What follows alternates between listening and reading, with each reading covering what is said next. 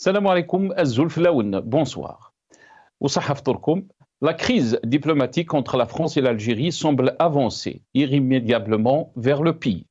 C'est inédit, le ministre français de l'Intérieur, Bruno Retailleau, a confirmé officiellement la mise en place de mesures de refoulement de dirigeants algériens et de leurs familles à leur arrivée en France.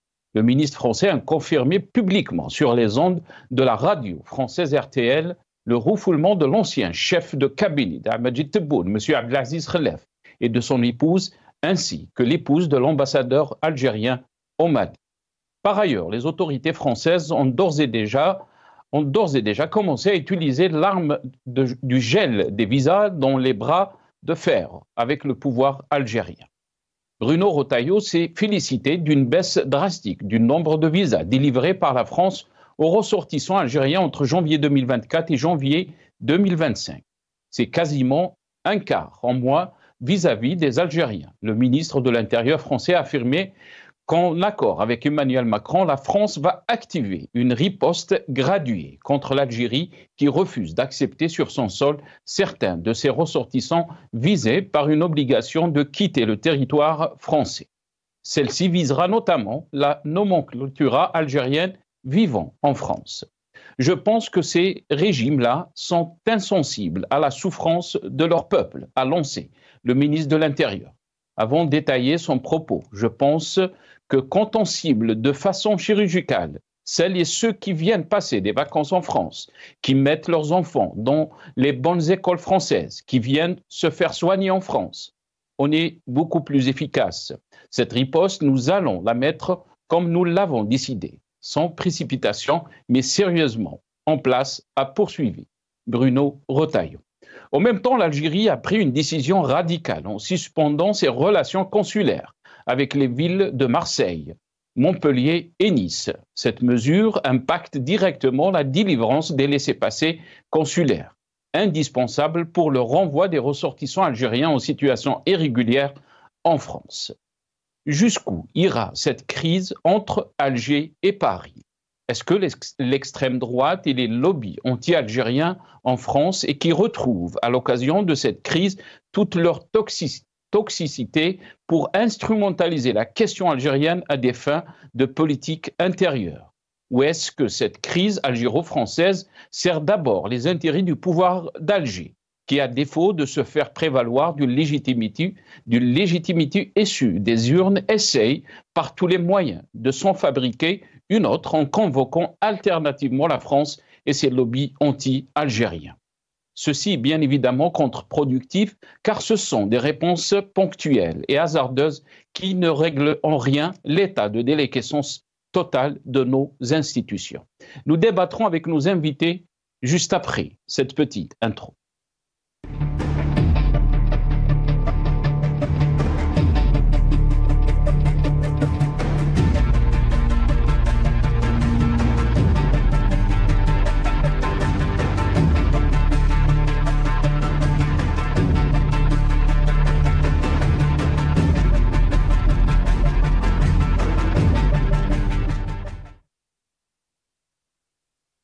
Crise Alger-Paris. L'Algérie suspend ses relations consulaires avec 3 villes françaises. Mais aussi, on aura notre deuxième titre exceptionnellement aujourd'hui. Bruno Retailleau déclare: le régime algérien est insensible à la souffrance de son peuple. J'ai le plaisir d'accueillir dans cette émission Si Jamaldine Benchenouf, journaliste et observateur politique. Il est avec nous depuis Lyon via Skype. Si Jamal, marhaba bik. Merci d'avoir accepté l'invitation au Sahaf Tourk. Merci Khoya Nasser, merci de m'avoir invité. Sahaf Tourk, Ntazada, ou Sahaf Tourk للجميع إن شاء الله. Barakallahu fik. Marhaba bik, Jamaldine Benchenouf. J'ai le plaisir aussi d'accueillir Gamal Abina, spécialiste des questions internationales. Il est avec nous depuis Paris via Skype. Gamal Abina, bonsoir. Merci beaucoup d'avoir accepté l'invitation. Marhaba bik au Sahaf Tourk. Merci beaucoup pour l'invitation. Bonsoir à vous tous et toutes. Et puis, ça à tout le monde. Merci beaucoup, Gamal Abina, d'avoir accepté l'invitation. Jamaldine Benchenouf, je vais commencer cette émission avec vous. On va d'abord écouter, avant de vous donner la parole, Jamaldine Benchenouf et Gamal Abina, on va écouter d'abord ces déclarations qui ont été faites par le ministre de l'Intérieur français, Bruno Retailleau. On va, je pense que Soundbite 4, nos amis de la régie, si c'est possible, et Soundbite 3 après. Je pense que ces régimes-là sont insensibles à la souffrance de leur peuple. Et je pense que quand on cible de façon chirurgicale celles et ceux qui viennent passer des vacances en France, qui mettent leurs enfants dans les bonnes écoles françaises, qui viennent se faire soigner en France, on est beaucoup plus efficace. Ce que je voudrais dire quand même, c'est que on me reproche les résultats, mais regardez les résultats en termes de délivrance de visa pour janvier 2025. Oui. C'est quasiment un quart vis-à-vis des Algériens en moins, un quart. Donc cette riposte, nous allons la mettre, comme nous l'avons décidé, sans précipitation, mais sérieusement en place. Ça pourrait aller jusqu'à la rupture des relations diplomatiques avec l'Algérie si tout se passait mal. Ça peut aller même jusque à la remise en cause des accords de 68. C'est ce qu'a dit François Bayrou. Il a dit on se donne 4 à 6 semaines. Absolument. Pour voir. Là on est à mi-chemin. Et il a raison. Non, et il a indiqué qu'il y avait une riposte graduée et qu'on fournirait des listes, et la première liste va être fournie au régime algérien dans quelques jours. Avec l'Algérie, je considérais qu'il y a un ensemble d'accords qui lient la France et l'Algérie. Et l'Algérie ne respecte pas un accord qui est important, l'accord de 94. Oui. Au terme de cet accord, l'Algérie, lorsqu'elle a un ressortissant algérien qui a des papiers, qui est documenté, doit l'accepter sur son territoire. Sauf qu'ils disent non. Exactement. Il y a 2 nouveaux ressortissants algériens expulsés par la France qui ont été refusés vendredi dernier. Sauf que qu'est-ce qui a changé? Il y a eu un comité interministériel de contrôle de l'immigration présidé par le Premier ministre. J'ai vu moi la semaine dernière le président de la République, et nous avons décidé d'une riposte graduée. Et il se passe quoi alors? Voilà, donc les déclarations du ministre de l'Intérieur français, Bruno Retailleau. Jamaldine Benchenouf, pour la première fois, donc, le ministre de l'Intérieur a déclaré sur les ondes de la radio RTL que M. Abdelaziz Khelef donc, a été refoulé avec son épouse et aussi l'épouse de l'ambassadeur algérien au Mali. Elle a été aussi refoulée. Il dit clairement que la riposte sera graduée et qu'elle va toucher la nomenclatura algérienne vivant en France. Quelle lecture peut-on faire de ces déclarations, Jamaldine Benchenouf, surtout que c'est inédit qu'on est arrivé à cette situation de crise entre l'Algérie et la France, Jamaldine Benchenouf? Alors d'abord une petite rectification, si vous permettez, Nasser. Je crois, si je ne m'abuse, que le directeur de cabinet n'était pas accompagné de sa femme et de son fils, et qu'ils ont été donc refoulés tous les deux. D'accord. Sinon, Nasser, permettez-moi de vous donner d'abord, avant de rentrer dans le détail, mon sentiment. Oui. Pardon, parce que le ministre de l'Intérieur, c'est lui qui a déclaré, donc l'ancien directeur de cabinet d'Ahmadji Tebboune et son épouse. Il me semble que c'était avec son fils plutôt, mais c'est peut que je me trompe. Mais ça reste un détail. C'est juste pour... voilà, c'est pour reprendre ce qu'il a dit. Alors, vous savez, en politique, pour les observateurs politiques, ceux qui se targuent de vouloir faire des lectures appropriées des phénomènes en présence et de leurs conséquences et de leurs causes, généralement, il ne faut pas garder le nez sur le guidon. Il faut essayer de prendre de la hauteur, de prendre de la distance, d'essayer d'évaluer le dit phénomène dans un contexte global, autant historique, économique, très conjoncturel en tous les cas. Or, mon avis est que depuis le Hirak, qui est en veilleuse depuis peu, il y a comme une sorte de processus politique, et j'allais dire éminemment psychologique, qui s'est enclenché au sein du régime. C'est un peu comme si le Hirak avait, grâce à son pacifisme, à sa détermination, à sa vigilance, à sa vision de l'avenir, déclenché une sorte, comme disent les médecins, d'apoptose. Une mort programmée d'une cellule.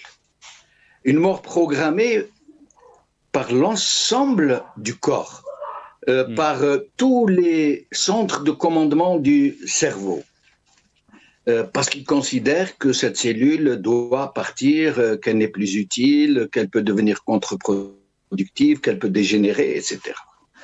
Et donc, ce régime est entré dans une sorte de cannibalisme, ou plutôt d'autophagie. Hein, il est en train de se dévorer lui-même, sans que, comme un grand, sans que quiconque ne lui donne un quelconque coup de main. Je rappelle l'historique, même si je dois prendre un peu de temps, Nasser, si vous le permettez. Quand Gaïd Salah avait compris qu'il fallait lâcher le clan présidentiel, puisqu'il avait appris qu'il s'apprêtait à l'évacuer, il a tout de suite compris qu'il pouvait devenir l'homme fort du système.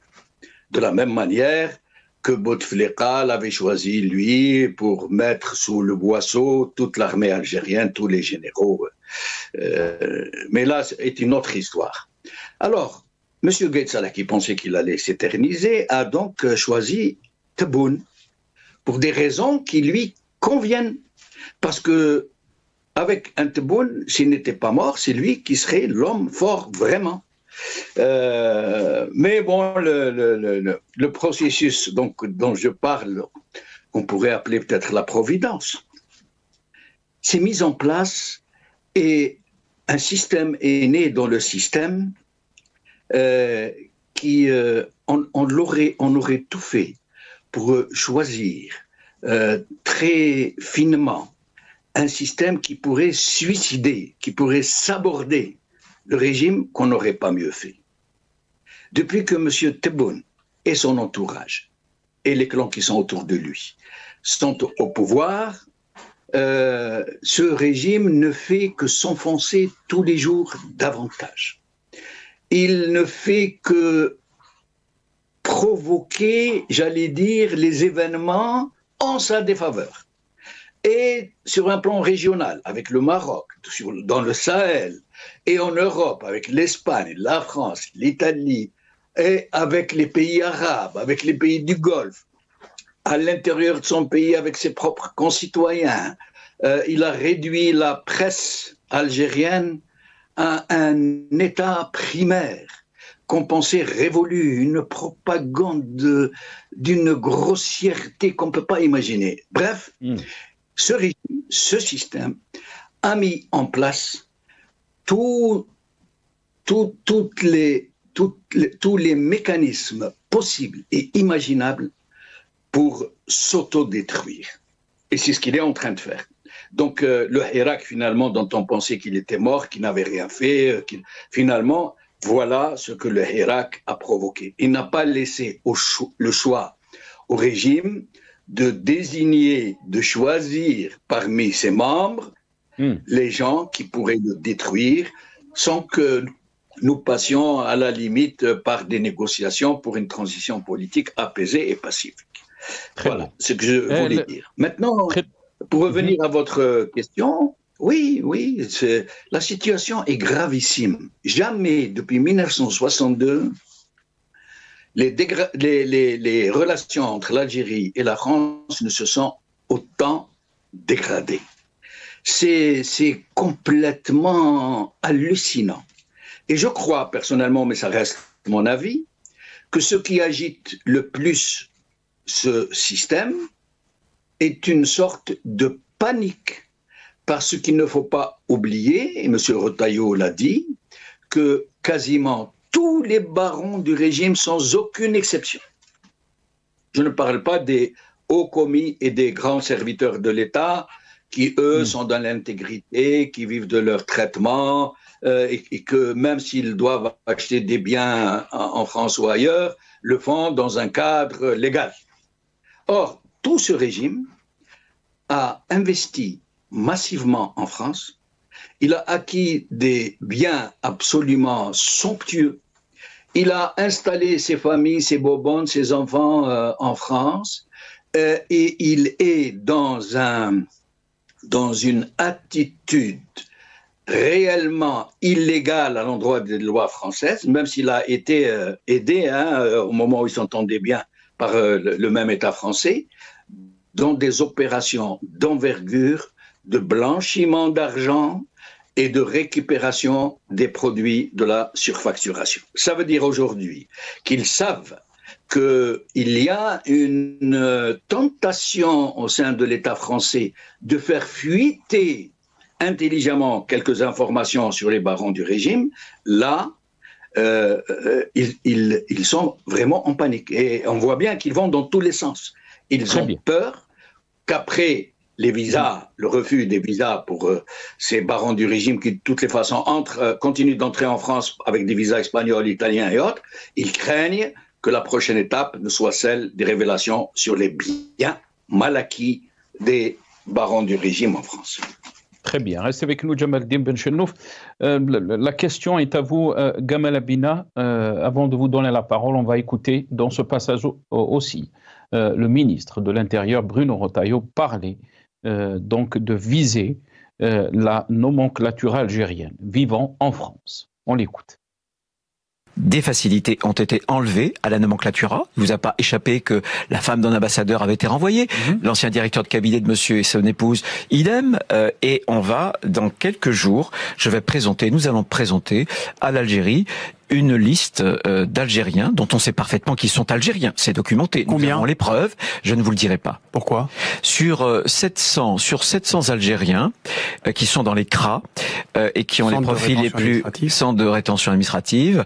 Il y en a, donc c'est 43% de la population. Ouais. Et les CRA accueillent à 95% les profils les plus dangereux. Eh bien, nous allons commencer par une première liste d'individus. De combien ? Pourquoi vous le dites ? Parce que vous avez peur que l'Algérie vous dise cause toujours et qu'après vous vous retrouvez avec votre chiffre et le résultat en face ? Parce que ce sont des chiffres qui sont des chiffres que je n'ai pas à mettre sur la place publique. Ça se compte par dizaines. C'est une première liste, voilà. Et ensuite, on aura un certain nombre de ripostes. Nous déclencherons la riposte. Cette riposte, elle sera bien sûr dirigée d'abord contre la nomenclatura. Par exemple aussi. C'est symbolique et on l'entend, mais c'est pas la nomenclatura qui va prendre une arme et qui va. Thomas Soto. Voilà, donc les déclarations du ministre de l'Intérieur français sont très claires. Il a rajouté aussi, je pense que ces régimes-là sont insensibles à la souffrance de leur peuple. Donc a lancé le ministre de l'Intérieur, Gamal Abina. Avant de détailler son propos, je pense que quand on cible de façon chirurgicale celles et ceux qui viennent passer des vacances en France, qui mettent leurs enfants dans les bonnes écoles françaises, qui viennent se faire soigner en France, on est beaucoup plus efficace. Votre lecture par rapport à ces déclarations, Gamal Abina? Cet homme est un bonimenteur, ministre de l'Intérieur qui se moque évidemment de l'Intérieur. Il dit quoi? Il prétend, c'est là où c'est intéressant, ce mensonge permanent, cette manipulation grossière. On se demande pourquoi en ce moment il y a des tensions entre la France et l'Algérie. Simplement parce que c'est la première fois que la France a aux portes du pouvoir l'extrême droite. Donc il y a une liaison directe, l'extrême droite fondée contre l'Algérie indépendante. Donc M. Retailleau prétend maintenant s'intéresser au petit peuple algérien, soi-disant. Il prétend cela, il dit il va taper la nomenclatura. Il veut dire les fonctionnaires d'État qui sont attachés aux questions extérieures, donc les diplomates. Nomenclatura, ça donne un peu l'impression qu'on revient au soviétisme. Mais bon, on va pas. S'il n'est pas un défaut près en termes de termes, par exemple, il parle de riposte et de gradué, alors qu'en diplomatie, on devrait dire plutôt réponse et pas riposte. Il se croit en guerre, ce monsieur.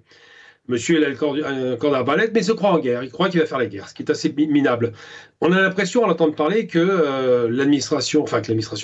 que les CRA, dont il a parlé, les centres de rétention administrative, sont chargés d'Algériens. C'est-à-dire que la question de l'immigration aujourd'hui en France, c'est l'Algérie. Ce qui est quand même assez extraordinaire. C'est déjà grave de le dire, c'est faux, et en même temps, c'est une façon d'orienter la haine des gens vers l'Algérie. Alors, il s'intéresse au petit peuple, soi-disant. On va commencer par le début. Sa première prise de parole dans sa première prestation, sur le premier gouvernement qui n'a pas duré, c'est de dire on va revoir les accords de 68. Il ne me semble pas, je me trompe peut-être, que les étudiants et les travailleurs fassent partie de la nomenclatura, comme il l'appelle de façon assez vicieuse. Non, ce sont le petit peuple. Donc quand il parle des accords 68, il ne veut pas d'immigration algérienne. Donc il parle de ceux qui bossent.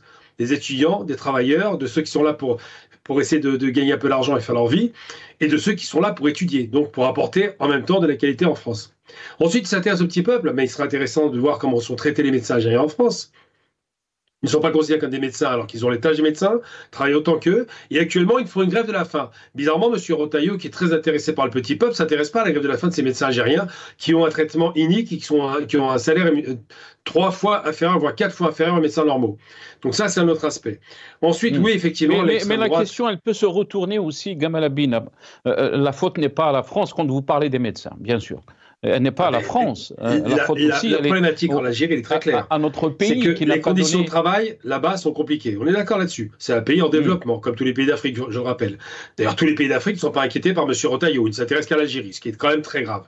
Donc effectivement, on peut dire que l'Algérie n'a pas fait assez pour que tous ces enfants puissent travailler dans des conditions optimum, avoir des salaires à la hauteur. D'accord, on peut tout dire, mais ça reste un pays en développement. Par contre, quand ils arrivent dans un pays développé, ils sont traités comme du bétail. Ça, c'est pas normal. Là, c'est inadmissible. Pourtant, les compétences algériennes sont reconnues mondialement, pas en France. Donc, c'est vrai, quand il va nous donner la leçon sur, soi-disant, le distinguo entre le peuple qui serait maltraité et puis la nomenclatura, donc la haute administration qui serait bien traitée et qui profiterait des privilèges français, ça n'empêche pas de protéger un ancien ministre algérien qui est recherché, Bouchouareb. Ils ont refusé de l'extrader.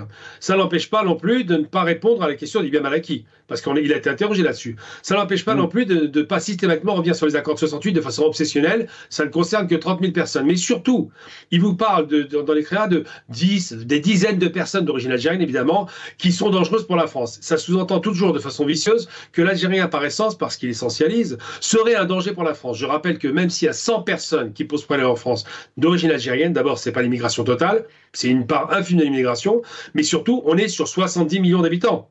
Il y a 3 morts par jour en France par homicide. Il y a une précision à faire aussi, Gamal Abina, parce que vous parlez de Bruno Rotaillot comme si cette crise concerne seulement donc le ministre de l'Intérieur. Alors, dans ses déclarations, il a affirmé qu'en accord avec Emmanuel Macron, la France va activer une riposte graduée. Donc, en accord avec le président de la République, c'est ce qu'il a déclaré. Donc, on parle d'une politique qui est gérée par un État français, par les institutions, pas seulement avec le ministre de l'Intérieur. Certes que le ministre de l'Intérieur est souvent dans les médias et fait des déclarations parce qu'il est concerné par ces obligations de quitter le territoire français, que l'Algérie aussi, dans sa riposte et dans une décision radicale, a suspendu ses relations consulaires avec 3 grandes villes, et on parle de Marseille, Montpellier et Nice. Est-ce que vous pensez que les villes en question sont très imprégnées d'extrême droite? Nice, on le connaît, on connaît ses sorties violentes. Non, mais je veux dire une chose, je ne crois pas en la parole de M. Rotaillot. Je vous donne un exemple concret qui prouve qu'il est souvent menteur. Quand M. Macron dit on va calmer le jeu, c'est moi qui m'occupe des questions internationales, le lendemain, Rotaillot en rajoute une couche. Ça prouve qu'il n'a pas parlé avec M. Macron. Ou alors, s'ils se sont parlé, c'est un jeu de dupes. Une chose est certaine, c'est que M. Macron est en difficulté interne, on le sait, économique, politique, il est décrédibilisé sur la scène européenne et mondiale, et qu'il a du mal à gérer les relations internationales. Que M. Macron est coincé parce que politiquement, il a besoin maintenant de composer avec la droite dure, donc M. Rotaillot, et l'extrême droite qui ne doit pas faire sauter son gouvernement. Donc, il y a des rapports de force qui sont réels et qui existent, qui font que M. Macron n'a plus vraiment de latitude pour agir. Donc, il essaie de jouer un double jeu en même temps, en ménageant la chèvre et le chou. Le problème, c'est que les questions internationales le ministre des Affaires étrangères, Jean-Noël Barrot, a aussi déclaré presque la même chose. Il a parlé que la réponse de la France sera graduée aussi. Donc, on est dans une réponse qui correspond donc aux institutions françaises, qui correspond aussi par rapport à ce qu'il a dit donc le ministre des Affaires étrangères, mais aussi le ministre de l'Intérieur, mais aussi Macron. Bruno Rotaillot donc a affirmé encore une fois qu'il est en accord avec Emmanuel Macron. On ne parle pas de décision d'un ministre de l'Intérieur tout seul, Gamal Abina. Je crois qu'il n'a pas dit la vérité, mais ça, c'est pas une surprise. Elle a l'habitude de mentir. Il ment souvent, il revient en arrière, il dit une chose contraire. Vous faites une remarque intéressante de parler du ministre des Affaires étrangères. Ça, c'est intéressant. Quel âge a M. Rotaillot par rapport à ce ministre? Il a l'ascendant sur lui parce qu'il a l'âge pour lui, il a l'expérience pour lui, il a donc la possibilité d'influencer. On ne parle même pas du Premier ministre qui est complètement évanescent, parce qu'évidemment il a des affaires sur le dos, donc il a du mal à gérer. Il reste un M. Rotaillot qui est en roue libre. Vous savez, il me rappelle par bien des égards en moins bon évidemment, même si j'aime pas Sarkozy, M. Sarkozy, qui est ministre de l'Intérieur, a fait des débordements délirants qui ont conduit en 2005 à des émeutes. Et ensuite, il s'est caché et a attendu que le Premier ministre, qui était à l'époque de Villepin, gère la situation en utilisant quoi, je vous le donne dans le mille, le couvre-feu qui avait été appliqué en Algérie. Donc ça dit des choses quand même sur le passé. Je pense que M. Retailleau fait carrière. Il veut 2027, il veut être d'abord le chef des Républicains et il espère avoir le siège de la présidence. Il espère l'obtenir sur quoi? Et c'est là où c'est intéressant, c'est là où j'attire votre attention. Qu'on soit d'accord ou pas avec le gouvernement algérien, ça ne rentre pas en considération. La provocation vient de France. Pourquoi? Parce que pour 20 OQTF, ça on va y mettre 2000 OQTF. Alors on va mettre 2000 OQTF. Est-ce qu'on peut... OQTF en plus c'est un mot vraiment, on a l'impression que c'est une insulte. Est-ce qu'on peut rompre ces relations et se brouiller de cette façon si violente parce que soi-disant il y a des gens indésirables sur le territoire national? C'est une plaisanterie, on n'est pas sur le sérieux là. Je veux dire, quand vous voyez le nombre de Roms qui débarquent en France massivement et qui posent des problèmes de sécurité qu'on connaît très bien, quand vous voyez le nombre d'immigrés clandestins de toute l'Europe qui est en guerre, en guerre, des territoires en guerre qui ont rejoint l'Europe et qui sont arrivés en France. Les Afghans, par exemple, il n'est pas obsédé sur les Afghans, parce qu'il n'a pas de pression sur eux. Mais il joue cette carte-là pour pourrir la relation. Il faut bien comprendre aujourd'hui que la France, qui est très à droite, voire extrême droite, a besoin de ce bouc émissaire algérien pour justifier toutes les dérives.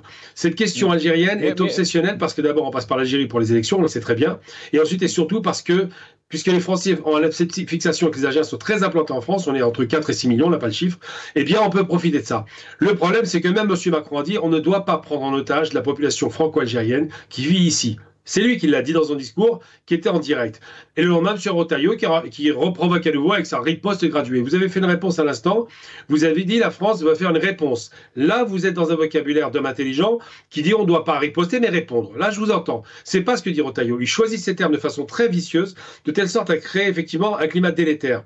Donc la France est devenue très à droite, voire extrême droite, et les deux seuls petits sujets de prédilection, c'est Accord 68 qui sont complètement dénaturés de façon qui n'ont aucune valeur, et l'accord 94. Même si on règle ces deux questions-là, ils vont trouver autre chose pour créer de la tension.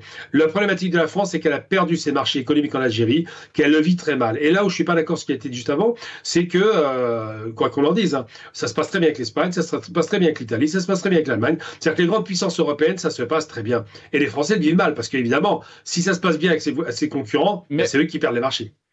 Très bien. Même avec la France, ça se passait très bien avant que le changement de position de la France vis-à-vis du Sahara occidental.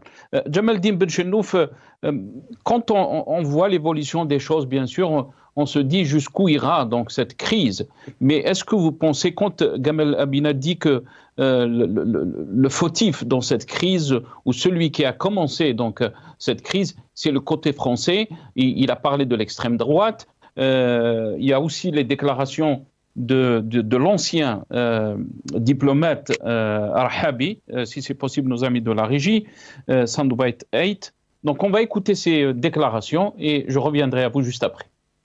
Les accords sont intergouvernementaux. Si la France veut dénoncer ou réviser l'accord de 68, elle en fait la demande. Si elle veut dénoncer, elle peut le faire. Les formes sont prévues dans cet accord. Si la France veut ne plus accorder ce privilège aux porteurs de passeports diplomatiques d'entrer en France sans visa, elle peut le faire. C'est prévu dans l'échange de lettres entre Kouchner et le ministre algérien des Affaires étrangères. Les conventions internationales, et il s'agit en fait de conventions internationales, obéissent à des règles très strictes dans les relations entre les États. Elles ne peuvent pas faire de jeu d'une politique intérieure. Les conventions internationales que nous avons avec la France, si elles sont respectées ou très peu respectées, peuvent faire l'objet de discussions, peuvent faire l'objet de révisions, peuvent même être dénoncées, mais elles ne peuvent pas être portées sur la place publique. Ce qui est du domaine de la diplomatie n'est pas du domaine de la place publique. Parce que la diplomatie, sa mission aussi, sa vocation aussi, c'est de tendre des passerelles, de ne pas arriver à la rupture, de maintenir le minimum de contact. Or, nous sommes dans deux dynamiques contradictoires. Jamaldine Benchenouf, est-ce qu'on est dans des jeux politiques, comme ça a été dit par notre ami Gamal Abina, mais aussi l'ancien diplomate Arhabi? Est-ce qu'on est dans des jeux politiques intérieurs, que ce soit en France, que ce soit en Algérie, quand on parle de cette crise diplomatique entre l'Algérie et la France. Oui, mais avant de vous répondre, Nasser, j'aimerais poser 2 ou 3 petites questions à Gamal Abina. Il pourrait me répondre quand quand ce sera son tour de parole. Alors, la dernière fois, Gamal, vous aviez vous avez donné une information et avancé un chiffre qui m'a étonné et je n'ai pas eu le temps de réagir puisque je suis intervenu tout à la fin. Il n'y avait plus de temps. Vous aviez dit que la France importe du gaz à un taux préférentiel et qui serait de l'ordre, selon vous, si je ne m'abuse, de 14% de réduction par rapport au prix du marché mondial. J'aimerais que vous nous donniez plus de précision. L'autre question, s'agissant des médecins algériens qui seraient rémunérés de, je ne sais pas si vous avez dit 3 à 4 fois ou 4 à 5 fois moins que leurs homologues français.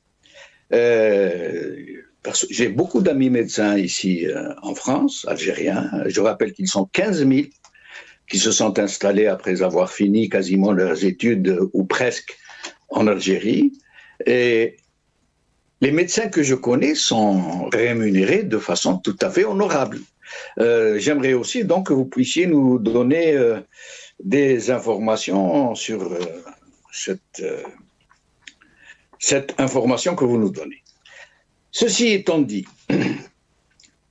Rahabi nous dit que la diplomatie, il y a certaines informations qui doivent être traitées dans un espace diplomatique qui soit donc discret, qui ne mette personne en pleine lumière et qu'il ne faut pas passer par la place publique. Je rappelle que c'est d'abord c'est le régime algérien qui avait commencé. D'abord, à travers son fameux fonds de commerce mémoriel dont il se sert un peu pour continuer d'anesthésier le peuple algérien et lui faire admettre définitivement qu'il est réellement le digne héritier de la révolution de novembre, des Chouhada, des Moujahidines, etc. Et c'est en quelque sorte d'abord le régime algérien qui avait mis le feu aux poudres après la fameuse déclaration de M.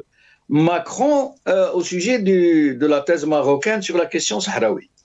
Le régime avait lâché tout ce qu'il avait de presse, de partis politiques, d'institutions, institutions entre guillemets comme la presse, comme tous les autres. Il les avait lâchés dans l'arène. Il n'est pas passé par la diplomatie pour s'exprimer. Et même Tebboune lui-même, le chef de l'État, publiquement, il a pris le taureau par les cornes, enfin, si on peut dire, et tout déballé sur la place publique. Pour ce qui est de l'extrême droite, effectivement, nous savons tous très bien que le racisme, la discrimination, la peur font partie du fond politique de l'extrême droite, parce que ces sujets font voter tous les aigris, mais aussi, il faut le dire, et je sais que je vais être lynché pour ça, mais je le dirai, il faut le dire, parce que l'extrême droite se sert de la désespérance d'une certaine classe moyenne basse française qui, avec la dégradation civique dans certains quartiers, considèrent que leur cadre de vie est détérioré, qu'ils ont peur, et à plus forte raison, que tout le monde est là pour attiser cette peur, cette hantise du grand remplacement, etc. Je dirais aussi, malheureusement, que personne ne dit pourquoi. Le pourquoi de cette dégradation civique dans les quartiers, de cette délinquance énormissime, de cette très forte représentation des Maghrébins et des Africains en prison. Les raisons sont là. Et de façon assez carrée, sans rentrer dans certains détails, je dirais que cet état de fait a été induit par la discrimination sociale et économique et même culturelle qu'ont subi ces populations. Mais il n'en demeure pas moins, pour revenir à ce que je disais, que l'extrême droite, donc, elle a fait son fonds de commerce de cette détestation du basané, de l'envahisseur, du délinquant de Mohamed, du terroriste. C'est de bonne guerre, j'allais dire, que l'État français, pour lui subtiliser une partie de son électorat ou des gens qui sont tentés d'aller vers ces extrémistes, qu'il aille un peu dans le même terrain, mais sans pour autant être dans la discrimination. L'État français n'est pas dans la discrimination. Il procède à des mesures administratives de rétorsion contre les gens qui violent ces lois, qui représentent une menace pour lui, qui sont entrés illégalement en France, qui y mènent, comme c'est le cas de ce monsieur qui a créé tout ce tollé, qui lance des appels au meurtre contre les opposants algériens. Au meurtre. Et donc, il est tout à fait normal d'envisager, d'appréhender cette question par sa face la plus claire. Il ne faut pas jouer avec les mots, il ne faut pas aller dans les chicanes qui permettent de faire des élucubrations à n'en plus finir. En fait, la France est un État souverain, des gens sont entrés dans son territoire, ils ont commis des crimes et des délits, il est de son droit, dans le cadre des conventions bilatérales entre les deux pays, de demander à ces gens de quitter le territoire national, de demander un visa consulaire, je ne sais pas, un laissez-passer consulaire aux pays concernés et de les renvoyer chez eux. Le fait que le pays refuse de les reprendre pose d'autres questions sur lesquelles je pourrais revenir tout à l'heure si vous voulez. Absolument, Djamal, puisque je vais vous laisser la parole à Djamal. Je voulais juste rebondir, puisque vous avez parlé des OQTF. Donc l'Algérie renvoie de nouveaux ressortissants sous OQTF vers la France. Donc elle n'a pas accepté de les recevoir. 2 Algériens. Et aussi, il y a une grande inquiétude des étudiants algériens en France à cause de cette crise qu'il y a entre l'Algérie et la France. Jamal Din Benchenouf, quand le ministre de l'Intérieur déclare « Je pense que ces régimes-là sont insensibles à la souffrance de leur peuple », est-ce qu'on est dans les jeux de politique intérieure ou peut-être un constat qui est peut-être partagé par beaucoup d'Algériens, Jamal Din Benchenouf?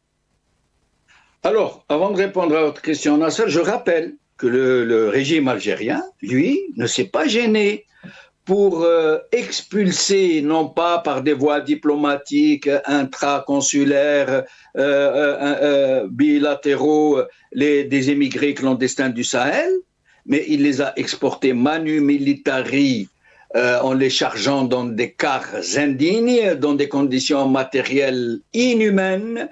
Il les a raccompagnés jusqu'aux frontières, il les a lâchés dans la nature. Le Niger et le Mali se sont plaints pour ça. Et ce sont des milliers. Ce ne sont pas 2 ou 3 ou 10.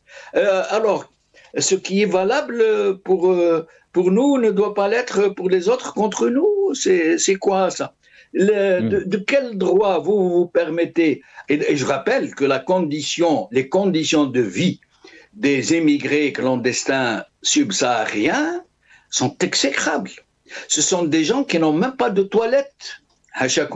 Ce sont des gens qui n'ont pas où dormir, qui sont obligés de passer par la mendicité et qui sont souvent surexploités par des entreprises au noir, devant tout le monde, hein, ils ne s'en cachent pas.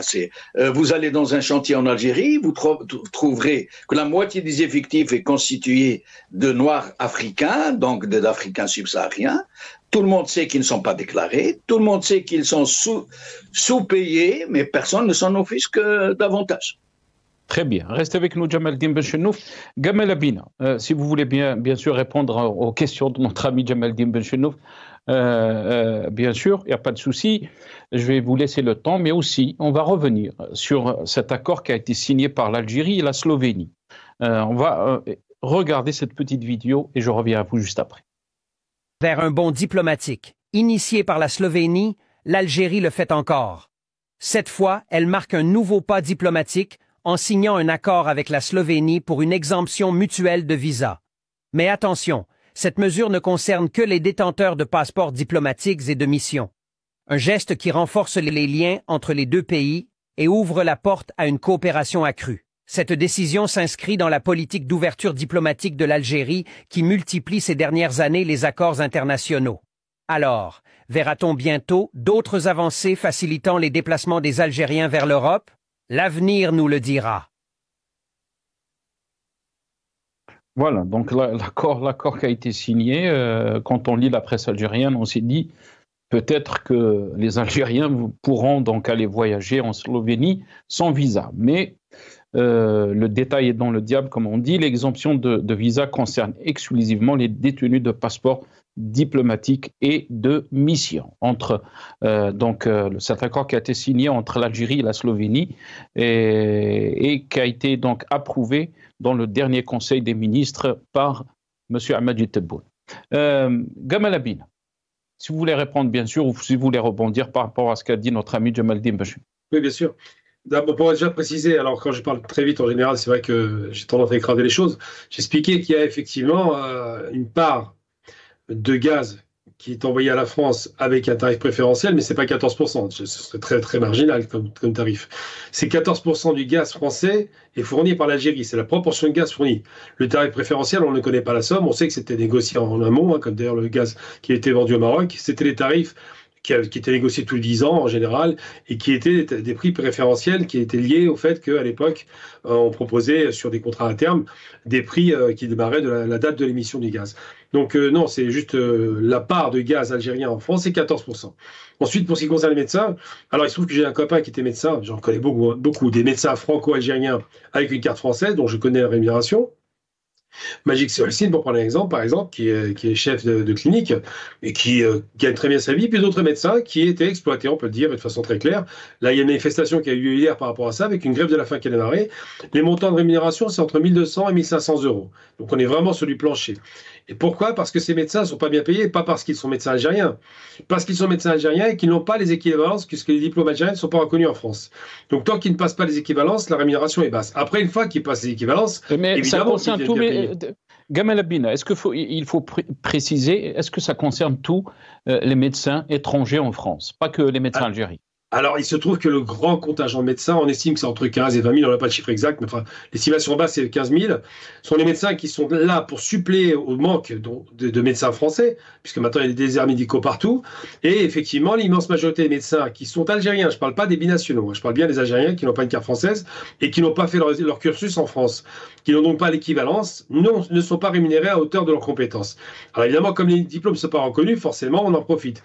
Mais c'est massivement des médecins algériens parce que c'est le grand contingent de médecins étrangers. Après, par exemple, pour ce qui concerne les infirmières, c'est plutôt des Espagnols. Mais quand les médecins font les équivalences, les médecins sont rémunérés comme les médecins français. Tout à fait. Oui, tout à fait. Mais il faut passer les équivalences. Ils doivent refaire leur cursus de 6-7 ans. Donc c'est ce qu'ils ne supportent pas parce que finalement, alors que leurs compétences sont acquises, moi j'en connais beaucoup, j'en connais pas un ou deux parce que j'ai la chance d'être un ami avec un des responsables de l'association des médecins français. Donc je discute avec eux, enfin franco-algériens je veux dire. Et effectivement, très souvent, ils ont démarré dans une condition infamante. Mon ami le docteur Abdelaziz, par exemple, qui est reparti en Algérie, était rémunéré au lance-pierre. Il le disait clairement, il était exploité. Alors qu'il opérait comme les médecins, qu'il avait la même pratique, mais il n'avait pas la même rémunération qui est, alors le chiffre exact, c'est 3 à 4 fois inférieur, c'est le maximum. En règle générale, c'est 2 fois inférieur, voire 3 fois. Parce qu'il y a des médecins qui sont bien traités, qui ont beaucoup d'argent et qui sont au centre des villes. Puis les médecins à la périphérie qui gagnent moins bien leur vie. Ils ont un traitement moins intéressant. Mais en moyenne, ça donne à peu près ça. 2 à 3 fois, c'est à peu près le minimum qu'on a. Donc c'est des réalités, parce qu'un médecin, il peut espérer entre 5 et 10 000 euros par mois. Quand on est payé 1 200 euros, je vous laisse faire la multiplication. Le coefficient est au minimum de 4. Ensuite, concernant vos questions sur Alors, d'autres questions qui étaient abordées. L'Algérie, alors les provocations françaises ont quand même commencé très tôt. M. Macron était l'homme l'homme du moment, il aurait pu être l'homme de la réconciliation qui demande simplement officiellement, qui reconnaît les crimes et qui demande pardon, il n'a pas su le faire. Parce qu'à chaque fois qu'il arrivait ici, on recevait des pressions. Mais il y a eu quand même des sorties extraordinaires, avant même tout ce qui s'est passé sur le Sahara occidental, ça on met ça de côté. L'Algérie créée par la France, c'était un entretien entre M. Macron et Kamel Daoud, qui l'a poussé à dire ça. Ensuite, les fuites avec Le Monde, la rente mémorielle. Ça a été dénoncé récemment d'ailleurs par le sénateur Yann Brossa, et il a fait un très bon travail parce qu'il a mis en exergue qu'il y a peut-être une rente mémorielle en Algérie, j'y crois pas, la rente mémorielle est entretenue par la France. Mais qu'en France, il y a une rente électorale. Et là, c'est autre chose. On comprend mieux qu'on tape sur l'Algérie pour bénéficier effectivement de cette fameuse rente électorale. Donc, la rente mémorielle, pas de pardon, le déclinisme dont on parle beaucoup, le fait que l'Algérie surferait sur une rente. Je dirais simplement une chose. S'ils ne voulaient pas qu'il y ait de rente mémorielle en Algérie, il suffirait de faire une seule chose. Et ça l'annule immédiatement. Ils disent, nous reconnaissons les crimes et la France demande pardon officiellement pour les crimes perpétrés sur le peuple algérien pendant 132 ans. Sauf que cette rente, elle arrange bien les Français. Parce que tant qu'ils ne demandent pas pardon, les tensions sont là. Le jour où on demande pardon, on dépasse ça. L'Italie l'a fait avec la Libye, et c'était formidable. Malheureusement, après, il y a eu la chute de Kadhafi, mais avant, il y avait des investissements libyens, tout allait pour le mieux. Les Français sont incapables de dépasser cette posture arrogante de se dire « nous n'avons rien fait ». Nous sommes merveilleux. Nous sommes le pays des Lumières, le pays de la civilisation, le pays des droits de l'homme. Non, ça n'est pas vrai. Tous les pays ont des parts d'ombre, il n'y a pas besoin de dire le contraire. Et la France n'accepte pas sa part d'ombre, qui est quand même assez sale. Elle a su le faire très tard, quasiment 40 ans après la guerre, sur la question du Veldiv, en disant qu'effectivement la France de Vichy, c'était la France, ce qui est indiscutable, mais elle ne sait pas le faire sur la question algérienne. Parce que c'est peut-être trop tôt pour eux, on ne sait pas pourquoi. 63 ans, ça ne suffit pas, apparemment. Mais cette question-là, elle est au cœur du débat. Si vous retirez cette tension historique, si vous reconnaissez les crimes, ça change complètement la donne. Il n'y a plus ce ressenti qui reste. Il y a toujours des gens qui ne seront pas contents, c'est normal. Mais au moins, au niveau des rapports d'État à État, on assainit tout ça. Au lieu de faire cela, on envoie à M. Retailleau, dès qu'il arrive aux commandes, accord 68. Voilà, les petits slogans. Dès qu'il arrive aux commandes, au QTF. Il n'y a que des comme ça, des slogans marketing, comme on dirait SDF à l'époque, pour marquer les esprits et pour fixer l'attention sur l'Algérie, pour faire en sorte qu'on augmente la haine. Et en attendant, la France est en train de reculer économiquement, elle recule politiquement, elle n'est plus prise au sérieux à l'international, et ça, il n'en parle pas. Quand on a une dette de 3 200 milliards de dollars, on ne parle pas comme ça de façon arrogante. On revoit sa copie, on améliore les conditions de vie du citoyen. Si M. Retailleau trouve que les citoyens algériens sont maltraités, ben alors qu'est-ce qu'on doit dire des Français ? Je ne parle même pas des gilets jaunes. Je parle des conditions dégradées économiquement avec une inflation galopante. Je parle du prix de l'énergie qui a explosé. Je parle des relations internationales qui sont tendues. Je parle de M. Macron qui a un discours très va-t-en-guerre vis-à-vis de la Russie, ce qui inquiète tout le monde, puisque maintenant, les gens manifestent contre ça. Ça, c'est pas mis en avant. Et bien, moi, je pense qu'il faudrait peut-être commencer à réfléchir à ça. L'Algérie des problématiques de pays en voie de développement. La France a des problématiques de pays en déclinaison de puissance. Elle perd sa puissance. Et pour ne pas regarder cette réalité en face, eh bien, elle montre l'autre du doigt. Principe du bouc émissaire, très connu malheureusement dans l'histoire. Mais Gamal Abina, très rapidement, si l'Algérie a réagi parce que la France a mis le doigt là où ça fait mal, et ça a été rappelé par Bruno Retailleau, puisqu'il a dit on va s'attaquer donc aux responsables algériens, aux nomenclatures algériennes vivant en France, et là c'est pour ça que je vous ai fait passer donc cet accord qui a été signé par l'Algérie et la Slovénie, qui est exempt donc de visa concernant donc exclusivement les détenteurs de passeports diplomatiques et de missions. Est-ce que vous pensez que cette crise ne concerne pas le peuple algérien et qu'il est spectateur, puisque cette crise concerne seulement une partie du régime algérien avec l'État français, comme l'a dit Jamaldine Benchen? Non, mais Jamaldine a dit une chose très juste tout à l'heure. Il a dit effectivement, de toute façon, l'Europe, c'est l'Europe. Si vous ne passez pas par la France, l'Espagne, l'Italie ou n'importe quel pays, Schengen est ouvert. Donc déjà, c'est complètement ridicule. Mais surtout, la chose que je note, c'est que moi, je vais bien entendre des gens raconter des histoires comme ce monsieur Retailleau qui ment aujourd'hui. Quand il disait la vérité hier, il disait quoi? Accord 68. C'est pas la nomenclature, c'est pas l'État algérien, c'est bien le peuple qui est ciblé. Quand il parle du QTF, il parle des Algériens qui ont perdu leur droit de rester en France. Ça ne veut pas dire que c'est des délinquants. Ça veut dire qu'ils n'ont plus le titre de séjour qui a été prolongé, très souvent. Donc c'est pas parce qu'ils ont fait du mal, c'est parce que malheureusement, la France refuse de leur laisser un séjour plus longtemps. Eh bien tout ça, ça cible la population, je suis désolé. Parce que ce qu'ils appellent la nomenclature, c'est venir en France, elle vient quand elle veut, où elle veut, à tout moment. Si elle veut passer par l'Espagne, ça se passe bien en Italie, il n'y a aucun problème. Donc ça, c'est du barat. Hein. C'est pour endormir la population et c'est pour donner le sentiment que finalement, il n'en veut pas au peuple algérien. Sauf que M. Retailleau, je suis désolé de le dire, il a dit une chose très grave une fois, il faut se rappeler de ça, c'est important. Il a parlé de nous, les Algériens de France. Hein. Nous faisions une régression ethnique. C'est ça qu'il a dit. Ça s'appelle quoi, ça? Ça s'appelle de l'essentialisation et c'est très raciste comme propos. Parce que la régression ethnique, on revient sur le racisme scientifique du 19e siècle qu'il a recyclé. Eh bien, quand un homme est capable de dire que la population, on ne parle pas des dirigeants, hein, fait de la régression ethnique parce qu'on serait des sauvages par nature, ça dit beaucoup de choses sur ce qu'il a dans la tête. Je ne crois pas en sa sincérité. Je ne crois pas au fait qu'il soit intéressé par le petit peuple. Il s'en fiche. Mais... Je crois juste qu'il a envie de se venger de l'Algérie parce qu'il a un problème avec l'Algérie qui doit certainement puiser dans son origine, on ne la connaît pas, un passé qui ne passe pas, peut-être un grand-père ou un père qui est mort à la guerre, j'en ai aucune idée, mais cet homme a un problème avec l'Algérie. Un problème avec l'Algérie, alors que peut-être les Algériens sont en train de constater, et là je vais vous donner la parole, Jamaldine Benchenouf, parce pour finir donc l'émission, les Algériens sont en train de constater que ça ne concerne que les responsables algériens, cette affaire de crise entre l'Algérie et la France, Gamal Abina, puisque lui aussi, Bruno Retailleau, a rappelé qu'on est en train de cibler de façon chirurgicale celles et ceux qui viennent passer des vacances en France, qui mettent leurs enfants dans les bonnes écoles françaises, qui viennent se faire soigner en France.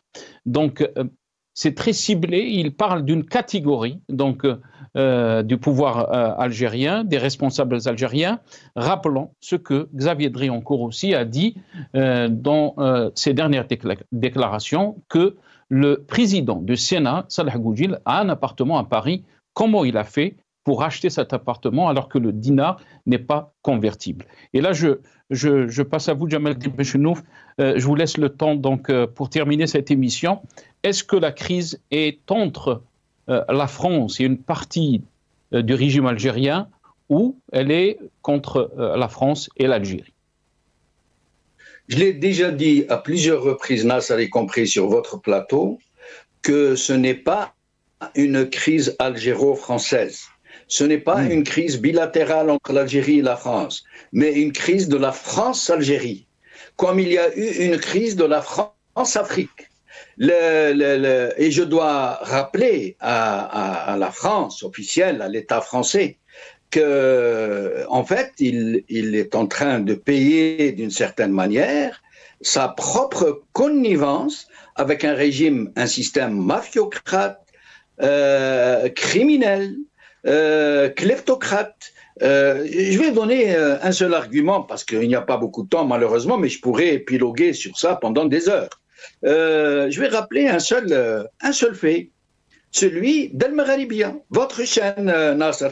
Et je suis bien placé pour en parler puisque je ne suis plus parmi dans vos effectifs. Donc je peux en parler. Mais vous êtes dans nos cœurs. El-Magharibia qui émettait depuis Eutelsat, à la veille des élections présidentielles, les premières de 2019 de M. Tebboune, et je le dis et j'assume et je suis là pour répondre devant la justice française. Je suis là, je le dis à ceux qui considéreraient que je suis dans une attitude diffamatoire, que je me tiens prêt à me présenter devant la justice française pour répondre de ce que j'affirme. En 2019, l'État français, ou du moins des membres, des gens faisant partie de l'État français ou qui agissent dans ces alentours, ont rencontré des gens de Telsat pour leur demander de chasser El-Magharibia du satellite. Et Telsat l'a fait sans aucune preuve, sans aucune raison. Ils l'ont chassé. Et quand les élections sont passées, ils l'ont rétabli. Ils l'ont chassé le temps de l'élection. En 2024, les élections du 7 septembre 2024, rebelote, c'est la même le 31 août. Forfaiture, et je pèse mes mots, qui s'est reproduite. On a encore une fois chassé El-Magharibia de Telsat sans lui donner la moindre explication. El-Magharibia a constitué des avocats. Elle a demandé à avoir des explications, elle n'en a pas eu. Elle a demandé à ce qu'on voit avec l'organe de contrôle de l'audiovisuel français, n'a rien dit. Comme elle est de droit britannique, on a demandé à l'Ofcom, l'organe de surveillance des médias, sur un plan éthique, etc. Rien du tout. Pas une seule remarque. Al-Magharibia est une chaîne exemplaire sauf qu'elle dérange énormément le régime, puisque elle a contribué à aider le Hirak à s'organiser, à lancer des mots d'ordre de boycott depuis la chaîne elle-même, à organiser des marches, et surtout, je le rappelle, Nasser, nous devons le rappeler tout le temps, et je vous conseille, Al-Magharibia, de le rappeler tout le temps. C'est que le slogan « Silmiya, Silmiya » est sorti des plateaux d'Al-Magharibia. J'étais présentateur à l'époque d'une émission où nous avions ce mot à la bouche tous les jours.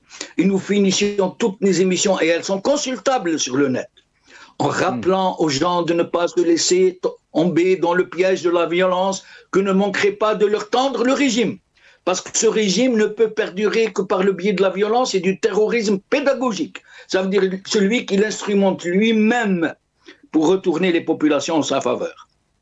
Sinon, et pour conclure, Nasser, Monsieur Retailleau, il y a certains du régime, vous savez, c'est une anecdote un peu rigolote, hein. Vous savez que les chasseurs français, depuis le Moyen-Âge, quand ils encerclaient le gibier, le sanglier ou la biche ou le cerf, ils tiraient leur couteau et ils se mettaient à crier « Taillot, Taillot », ça veut dire « sus » sur la bête. Eh bien, les gens du régime, paraît qu'ils ont donné un surnom à Monsieur Retailleau, c'est Taillot bis. Taillot et Retailleau. J'espère que M. Retailleau continuera sur sa lancée, qu'il sache bien que nous apprécions, du moins ceux qui, comme moi je ne parle au nom de personne, que nous apprécions ce qu'il a dit sur le peuple algérien et ses souffrances, et que nous espérons vivement qu'il fasse une nette différence entre cette mafiocratie qui est en train de sucer le sang d'une nation, de la précipiter contre l'inéluctable mur, et je lui recommande fortement à M. Retailleau qu'au moment où il réduit de façon très drastique les visas des barons du régime, il serait bien inspiré d'augmenter ceux du petit peuple algérien qui ne vont pas s'installer en France, qui ne demandent qu'à aller voir certains se soigner avec leur propre argent, certains en se faisant aider par leur famille en France. Alors si M. Retailleau veut vraiment faire cible, qu'il augmente le visa accordé au peuple algérien et qu'il augmente la réduction des visas pour les barons du régime et leurs familles. Merci Jamaldine Benchenouf. On est arrivé à la fin de cette émission. Atek Saha, Jamaldine Benchenouf, journaliste, observateur politique. Vous étiez avec nous depuis Lyon via Skype. Merci. Gamal Abina, spécialiste des questions internationales. Vous étiez avec nous depuis Paris via Skype. Merci à vous, chers téléspectateurs, d'avoir suivi cette émission. Atekum Saha.